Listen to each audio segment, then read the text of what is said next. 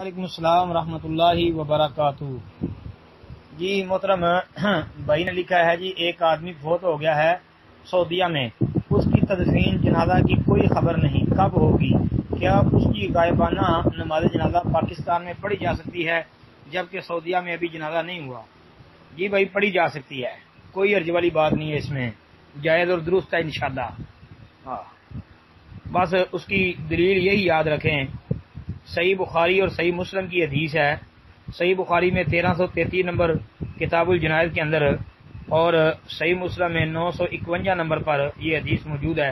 اس کے علاوہ ابو داود، ابن ماجہ اور موطا امام مالک وغیرہ کے اندر بھی یہ آتی ہے کہ جب نجاشی کے فوت ہونے کی خبر ملی تو اللہ کے رسول علیہ الصلوۃ والسلام نے اسی دن جو ہے وہ نماز جنازہ ادا کی، جیسا کہ ابو ہریرہ رضی اللہ تعالیٰ عنہ حدیث کے راوی ہیں وہ بیان کرتے ہیں کہ رسول کریم صلی اللہ علیہ وآلہ وسلم نے اس دن نجاشی کی موت کا اعلان کیا جس دن وہ فوت ہوا۔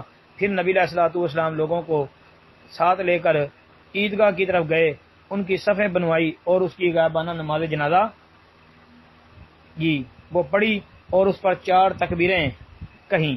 جی یہ صحیح حدیث اس پر دلالت کرتی ہے کہ جیسے ہی خبر ملے اسی وقت جو ہے وہ جنازہ غائبانہ پڑھا جا سکتا ہے۔ تو اس لیے جو سعودی عرب کے اندر فوت ہوتا ہے اور اس کے عزیز و اقارب وہ پاکستان کے اندر ہیں، ان کو اگر اطلاع ملتی ہے کہ جی فلاں فوت ہو گیا ہے تو ٹھیک ہے، وہ غائبانہ طور پہ اس کے جنازے کا اہتمام فوری طور پہ کر لیں، درست ہے، کوئی حرج والی بات نہیں ہے جی۔ السلام علیکم ورحمۃ اللہ وبرکاتہ۔